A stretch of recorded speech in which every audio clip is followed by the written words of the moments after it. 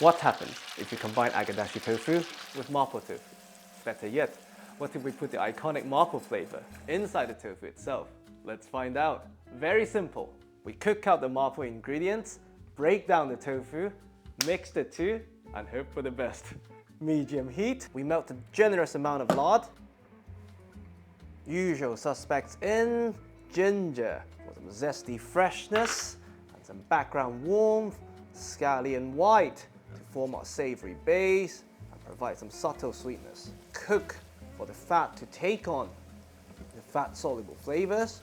We then evaporate the water content to concentrate the water-soluble flavors. Once there's not much steam coming out and you can smell the fragrance, the star ingredient, Sichuan fermented chili bean paste, goes in. And this is the tricky part of this recipe. The iconic color, the chili aroma, and the majority of spiciness from the chili bean paste are fat soluble, as evidenced by the color of our oil. The only problem is, if we want to break down the tofu, then put it back together, then fat becomes our enemy. So we take a two-stage approach. We cook out our chili bean paste and later the fermented black beans. We then skim off and reserve all of the fat for later, regelling only the solids and maybe a bit of liquid to give us maximum hope for the tofu to gel again. On that note, fermented black beans. The Sichuan Bean Fest, both rich in umami with two different kinds of funk.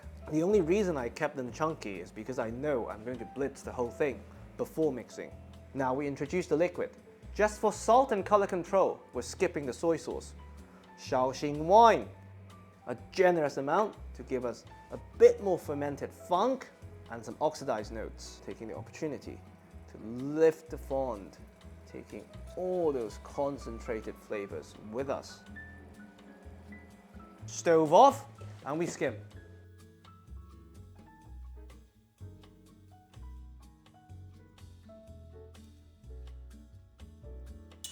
Perfect. Now we blitz the solids. Now, back to the pot to reduce.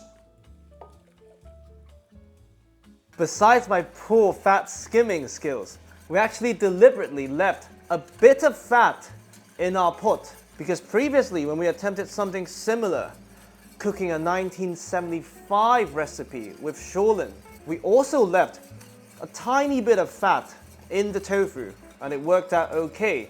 And we really want that mapo flavor and fragrance to be built in, so hopefully this will work out okay. Almost. A thin paste, stove off. Let's deal with the tofu. Just to give us a more uniform texture, we remove the skin. And the reason why we chose firm tofu is to give us a bit more leeway with liquid. I assume if we were to dilute firm tofu slightly, we'll end up with medium firm or soft tofu.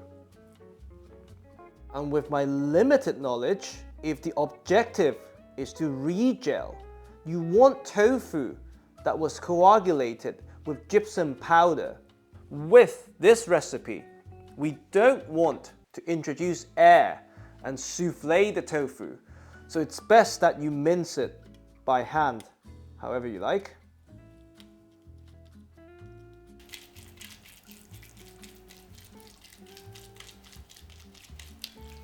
Well, this has a bit of feta cheese texture to it. Into a bowl, some color contrast for the camera.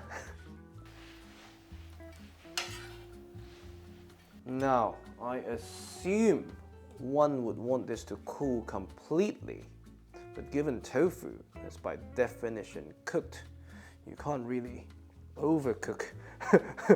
So let's go.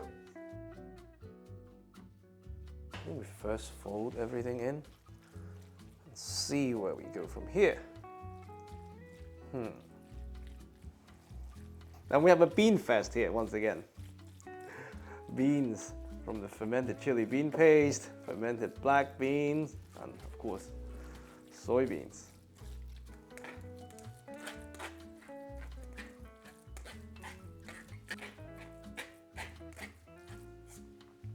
All right, after about 30 minutes that I'll never see again, highly recommend using a blender. Briefly though. Let's reconstruct some tofu. I think one would use parchment paper, which is what we did last time. I just very unfortunately ran out, so cling film would have to do the job, I hope. First, we make sure we have no air pocket whatsoever. I suppose the upside is we have space for the excess moisture to escape. The downside is that this might collapse mid-steam. Given how firm the texture currently is, I am not too concerned, I'd say. Alright, into the steamer it goes, 15 minutes. After 15 minutes, I left it in the fridge overnight to set, and I realized it released a lot more liquid than I remembered. Watching the old footage, I forgot about the potato starch, which would have absorbed most of the moisture, regelling the whole thing. But today, in essence, I ended up making silken tofu with firm tofu. So we'll see how that goes. Very carefully, we'll lift the whole thing out, knowing it doesn't have starch inside. Doable.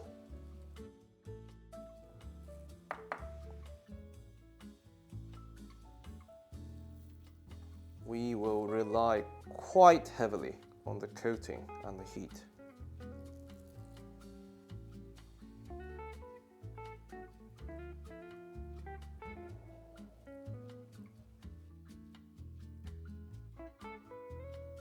Now, I'm sure we'll cover Agedashi Tofu itself in detail one day.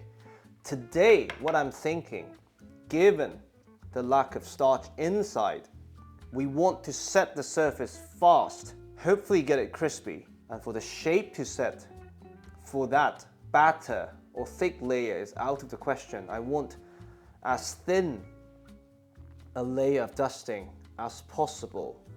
So let's see if this works. You can see how moist it is, given how fast the starch is disappearing. Alright, I think we have enough. Let's try some tofu. 170 fat. I have a shield, long chopsticks. Let's go. More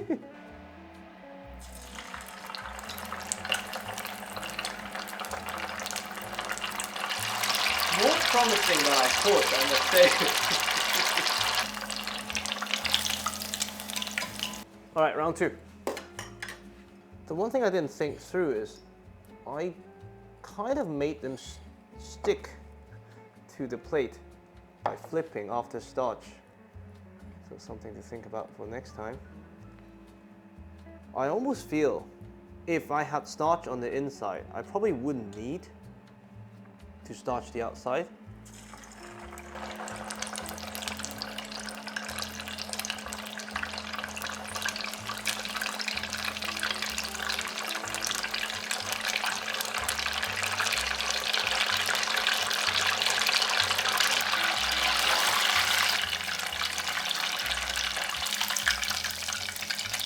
So fragile, I don't even trust the kitchen towel. Let's just put them here.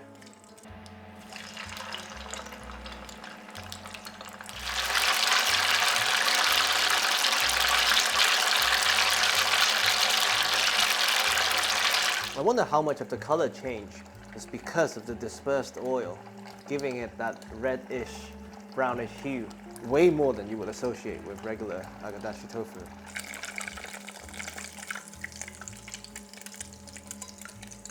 Did I save the best one for last? I don't know.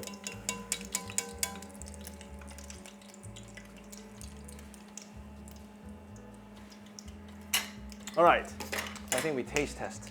First, before the full Agedashi garnish, just to check for texture and flavor.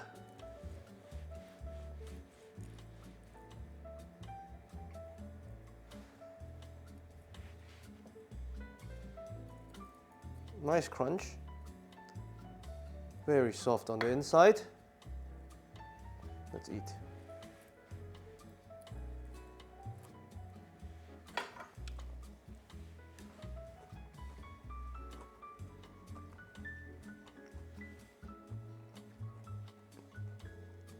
The crunch and the batter is actually not the issue.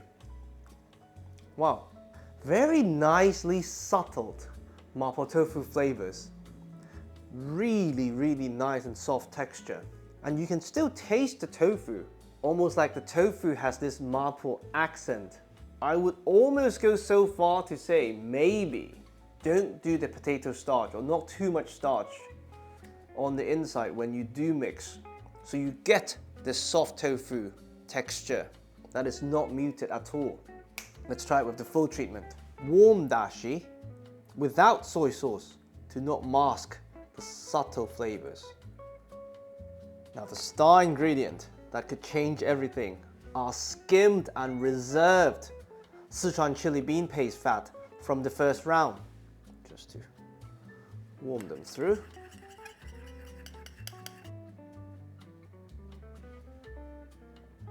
Balance the newfound spiciness. Sichuan peppercorn, toasted to release maximum flavor. Color balance, freshness, scallion green. Better texture, the extra crunchy bits that I skimmed from our fat earlier. All right, round 2.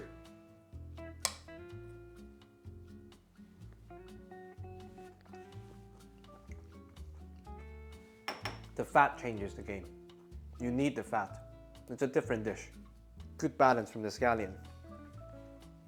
Really good balance between the Sichuan peppercorn and the fat. Yeah, well, it's a good dish.